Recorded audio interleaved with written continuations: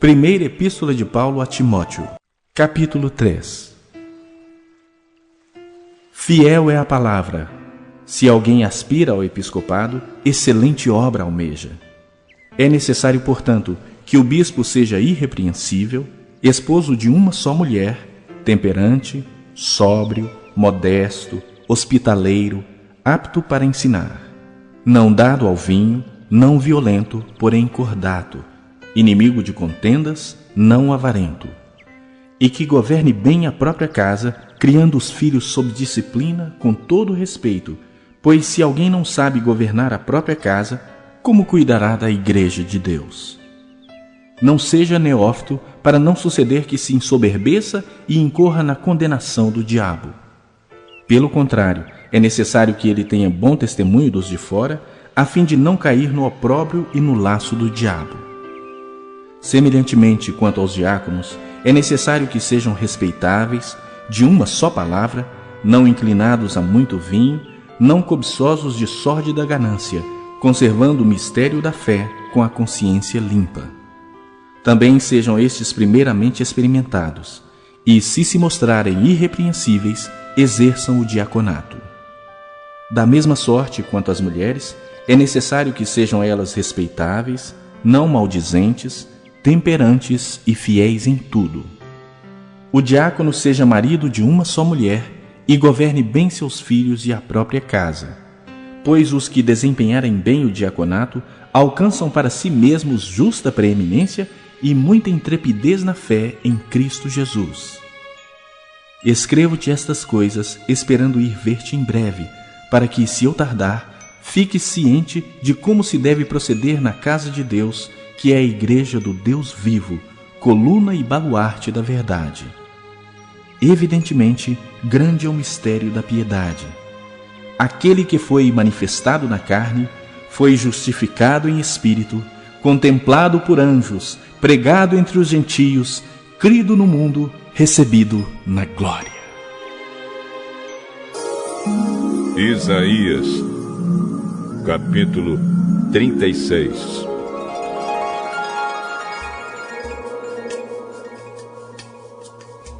No ano 14 do reinado de Ezequias de Judá, Senaqueribe, o rei da Síria, atacou todas as cidades de Judá que eram protegidas por muralhas e as conquistou.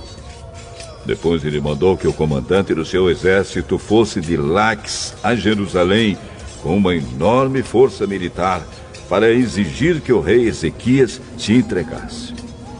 O comandante ocupou a estrada onde os tintureiros trabalham, perto do canal que traz água do açude de cima. 3 autoridades de Judá saíram para se encontrar com ele. O encarregado do palácio, Eliaquim, filho de Ilquias, o escrivão Sebna e o conselheiro do rei, Joá, filho de Asaf. O oficial assírio disse a eles: levem para Ezequias esta mensagem do grande rei, o rei da Síria. Em que você está baseando a sua confiança? Será que você pensa que as palavras podem tomar o lugar da experiência militar e da força? Quem você pensa que vai ajudá-lo na sua revolta contra o rei da Síria? Você está confiando na ajuda do Egito? Mas isso é o mesmo que usar um caniço como um bengala. Isto é, ele vai quebrar e furar a sua mão. Assim é Faraó, rei do Egito, para aqueles que confiam nele. Ou, por acaso, você vai me dizer que confia no Senhor, seu Deus? E não foram os santuários e os altares do Senhor que Ezequias destruiu quando mandou que o povo de Judá e de Jerusalém adorasse num só altar? Eu vou fazer um trato com você em nome do rei. Eu lhe darei 2.000 cavalos se você puder arranjar homens suficientes para montá-los. Você não poderia vencer nem mesmo o oficial assírio menos graduado. E, no entanto, espera que os egípcios lhe mandem carros de guerra e cavalaria. Você pensa que eu ataquei e destruí o seu país sem a ajuda de Deus, o Senhor? Foi o próprio Deus que me mandou atacá-lo e destruí-lo. Então Eliaquim, Sebna e Joá disseram ao oficial: Senhor, fale em aramaico, por favor, pois nós entendemos. Não fale em hebraico, porque todas as pessoas que estão nas muralhas estão escutando. Ele respondeu: Vocês pensam que o rei me mandou dizer todas essas coisas somente para vocês e para o seu rei? Não! Eu estou falando também com as pessoas que estão sentadas nas muralhas e que terão de comer as suas próprias fezes e beber a sua própria urina. E vocês também vão fazer isso. Então o oficial ficou de pé e gritou em hebraico: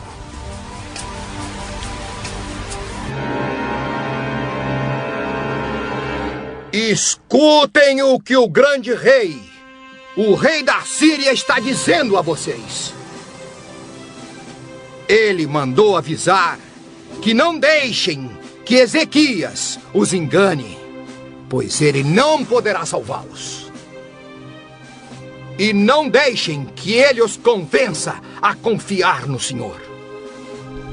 Não pensem que Deus os salvará e não deixará que o nosso exército assírio conquiste a cidade de vocês.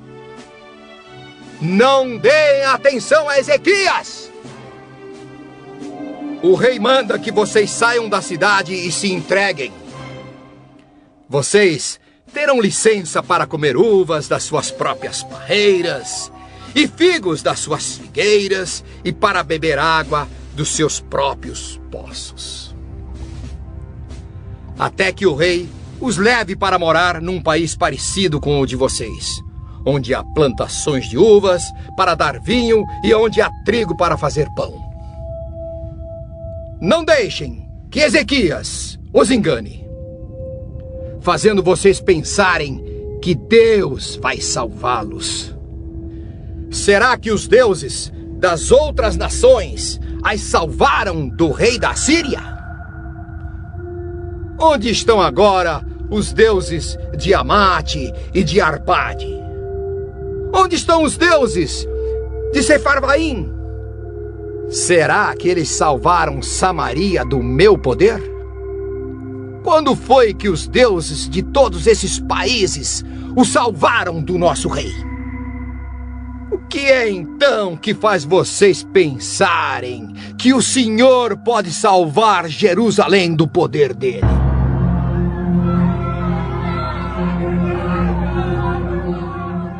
Mas o povo ficou calado, como o rei Ezequias havia mandado.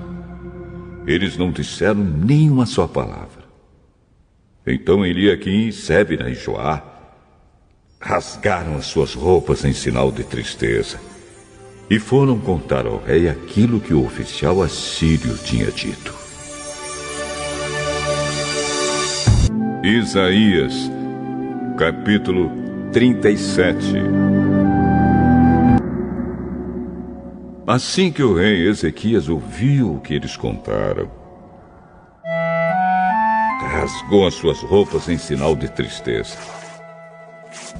Vestiu uma roupa feita de pano grosseiro e foi para o templo do Senhor. Ele mandou que Eliaquim, o encarregado do palácio, Sebna, o escrivão, e os sacerdotes mais idosos fossem falar com o profeta Isaías, filho de Amós. Eles também estavam vestindo roupa feita de pano grosseiro. A mensagem que o rei mandou entregar a Isaías foi esta: Hoje é um dia de sofrimento. Nós estamos sendo castigados e estamos envergonhados. Somos como uma mulher que está para dar à luz, mas não tem forças para isso. O rei da Síria nos mandou o chefe do seu exército para insultar o Deus vivo. Que o Senhor, nosso Deus, ouça esses insultos e castigue quem os disse. Portanto, ore a Deus pelas pessoas do nosso povo que ainda estão vivas.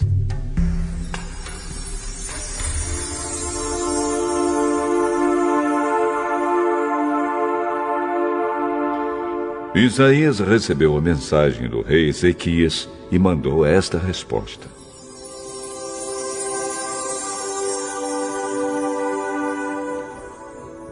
O Senhor Deus diz que o Senhor não deve deixar que os assírios o assustem, dizendo que Deus não pode salvá-lo.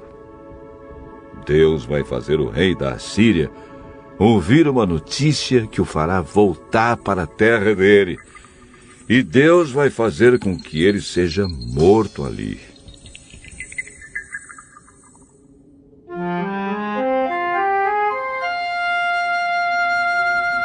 O oficial assírio soube que um rei da Assíria havia saído de Laques e que estava lutando contra a cidade de Libna.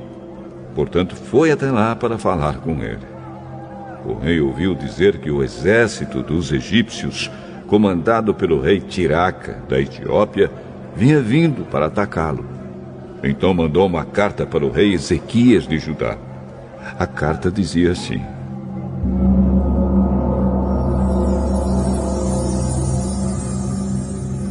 O seu Deus, em quem você confia, lhe disse que Jerusalém não vai cair nas minhas mãos.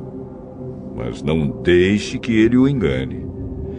Você já ouviu falar daquilo que um rei assírio faz com qualquer país que ele resolve destruir? Por acaso, você pensa que poderá escapar?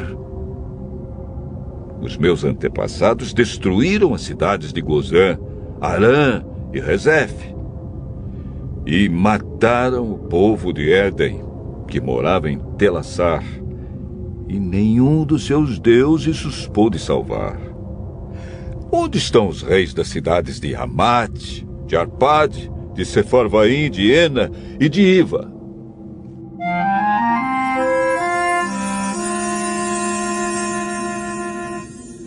O rei Ezequias recebeu a carta das mãos dos mensageiros e a leu. Depois foi até o templo, pôs a carta ali, na presença de Deus, o Senhor, e orou assim: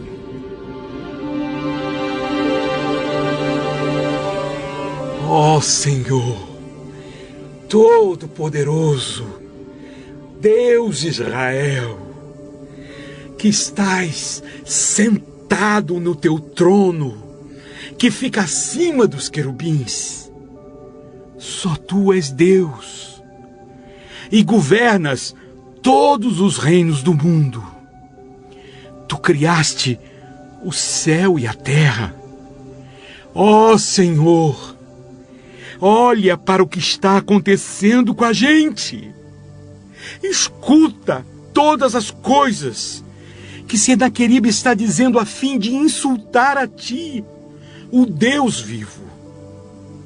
Todos nós sabemos, ó Deus, que os reis da Síria destruíram muitas nações, arrasaram as suas terras e queimaram os seus deuses, que não eram deuses de verdade, e sim imagens de madeira e de pedra, feitas por mãos humanas.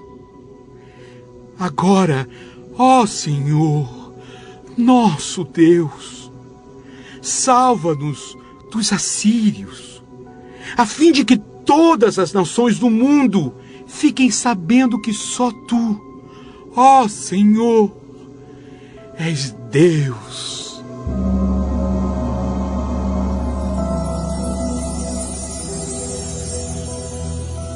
Então Isaías mandou uma mensagem para o rei Ezequias.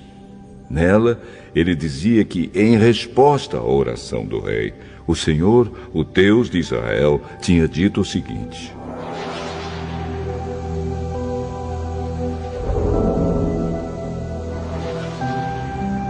A cidade de Jerusalém ri e caçoa de você, Senaqueribe. A quem você pensa que ofendeu e insultou? De quem zombou? Você fez tudo isso contra mim, o Santo Deus de Israel. Você me mandou os seus oficiais para se gabarem de que com os seus muitos carros de guerra você conquistou as mais altas montanhas do Líbano.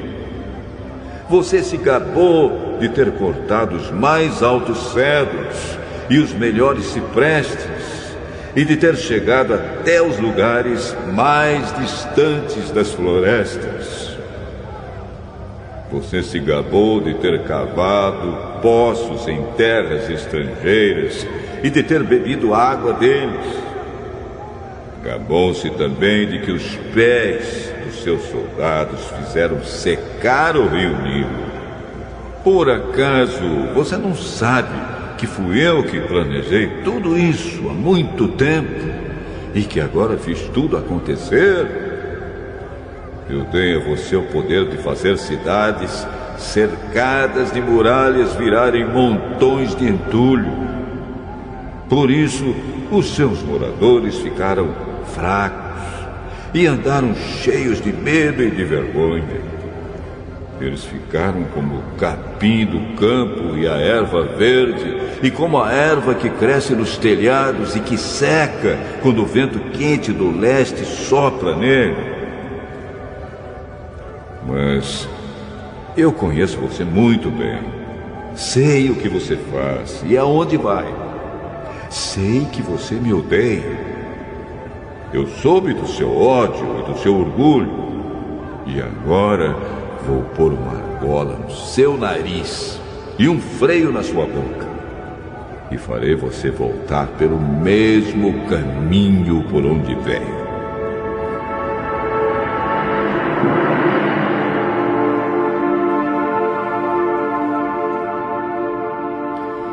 Então Isaías disse ao rei Ezequias: Este é o sinal daquilo que vai acontecer. Neste ano e no ano que vem, vocês terão para comer somente o que nascer por si mesmo, sem ser plantado. Mas no ano seguinte, vocês poderão semear e colher cereais, e também plantar parreiras e comer as uvas. As pessoas de Judá que não tiverem morrido vão florescer como plantas que firmam as suas raízes na terra e dão frutas. Pois ficará gente em Jerusalém e no Monte Sião, porque o Senhor Todo-Poderoso resolveu fazer com que isso aconteça.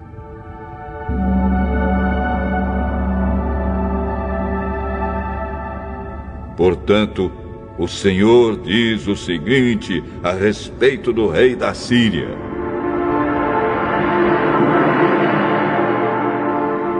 Ele não entrará nesta cidade e não atirará uma só flecha contra ela. Nenhum soldado com escudo chegará perto da cidade, e não serão construídas rampas de ataque ao redor dela. O rei da Assíria vai voltar pelo mesmo caminho por onde veio, sem ter entrado nesta cidade. Eu defenderei e protegerei esta cidade por causa da minha honra e por causa da promessa que fiz ao meu servo Davi. Eu, o Senhor, falei.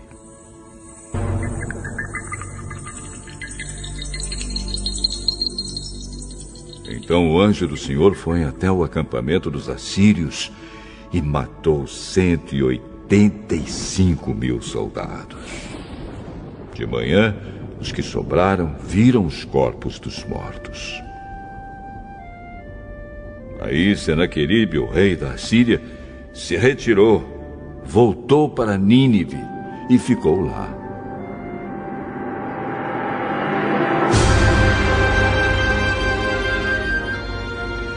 Certo dia, quando ele estava adorando no templo do seu deus, Nisroque, os seus filhos Adrameleque e Sarezer o mataram à espada e fugiram para a terra de Ararat.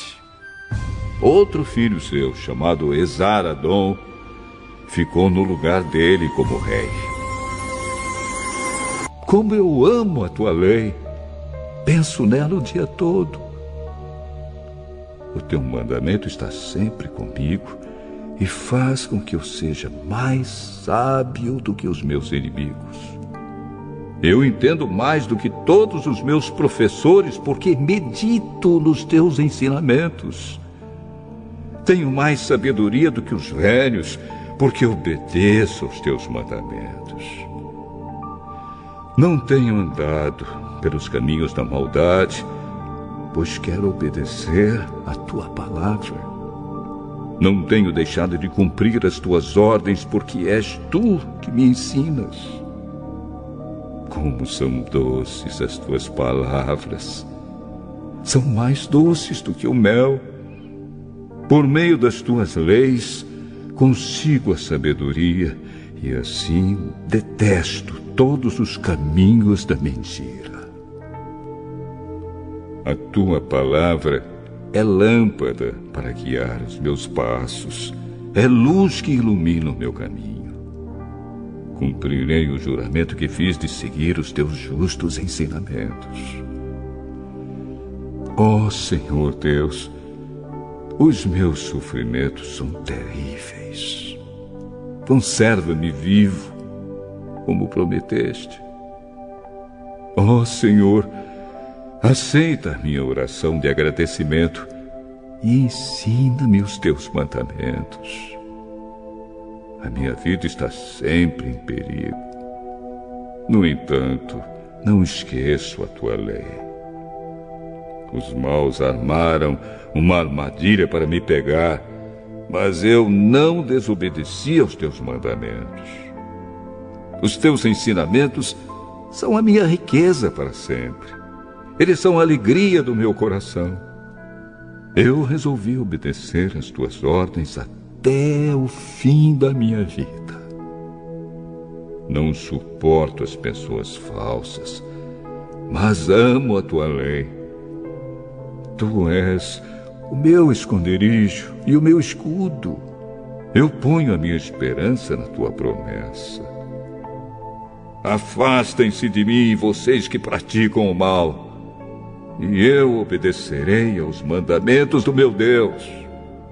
Dá-me forças, como prometeste, e eu continuarei vivo. Não permitas que eu fique desiludido com a minha esperança.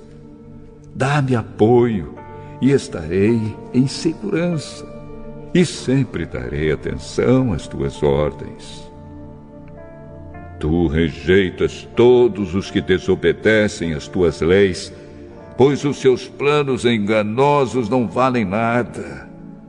Tu tratas todos os maus como lixo, e por isso eu amo os teus ensinamentos. Eu tremo diante de ti e tenho medo dos teus julgamentos.